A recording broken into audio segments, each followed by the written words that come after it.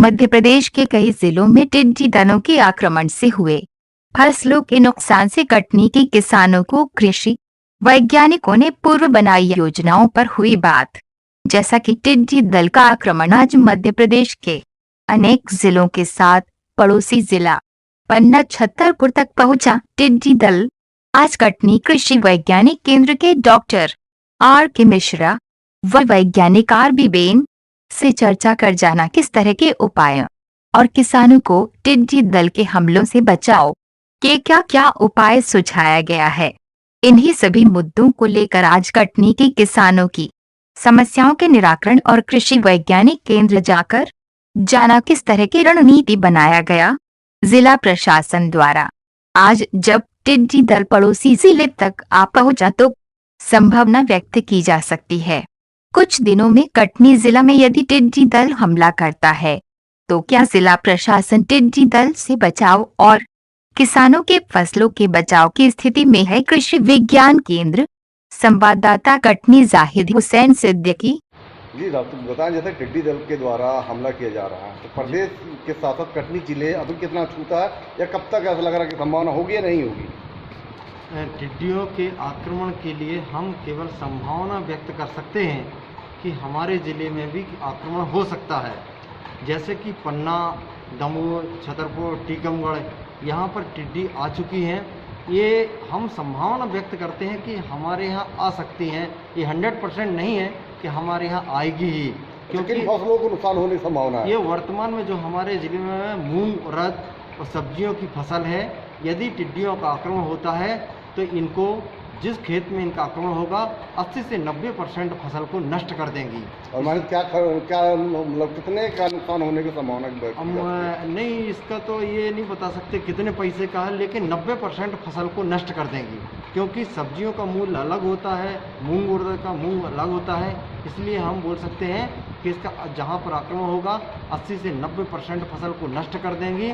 और इसके लिए कंट्रोल के लिए हमारे ज़िले से, हमारे कृषि विश्वविद्यालय, कृषि विज्ञान केंद्र से लगातार किसानों के प्रति जागरूकता ला रहे हैं कि यदि आक्रमण होता है तो आपको तेज़ सारंग, ढोल ढमाका और गाड़ियों के साइलेंसर से आवाज़ करना है और साथ ही कीटनाशक दवाई का स्प्रे करना है।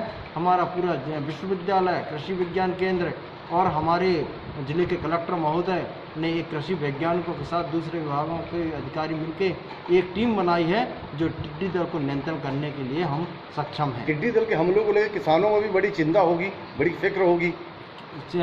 किसानों को लगातार जागरूक कर रहे हैं और किसान कृषि विज्ञान केंद्र के साथ, कृषि विभाग के अधिकारियों के साथ लगातार सदा संपर्क में हैं और किसी भी प्रकार का नुकसान होने पर एक संभावना को देखते हुए पहले से अवेयरनेस, जागरूकता किसानों के बीच कृषि विज्ञान केंद्र द्वारा फैलाई जा रही है। और अगर ये आक्रमण होता है तो उसके कंट्रोल के लिए किसानों के साथ कृषि विज्ञान केंद्र बिल्कुल तैयार है। जी, नाम बता दें। मैं डॉक्टर R.B. बेन, कृषि विज्ञान केंद्र पिपरोद, कटनी। सर, जैसे टिड्डी दल के लिए अभी तक आप लोगों ने क्या तैयारी किया हुआ है, जैसा कि अन्य प्रदेश के जिलों में चल रहा है? सभी किसान भाइयों को नमस्कार। मैं डॉक्टर R.K. मिश्रा हूँ, कृषि विज्ञान केंद्र पिपरोद, कटनी से बोल रहा हूँ। जैसा आपका सवाल है कि टिड्डी नियंत्रण के लिए हमने क्या किया है, सबसे महत्वपूर्ण बात होती है किसानों के अंदर जागरूकता पैदा करना और कम से कम दवाइयों का इस्तेमाल कर टिड्डियों का पर नियंत्रण पाना। हम अपने कृषकों को निरंतर रूप से प्रिंट मीडिया के माध्यम से, व्हाट्सएप के माध्यम से, दूसरे इलेक्ट्रॉनिक मीडिया के माध्यम से किसानों तक ये मैसेज कन्वे कर रहे हैं कि निरंतर की हमारी जो टिड्डी है उसकी लोकेशन क्या है और किस तरह का मूवमेंट है।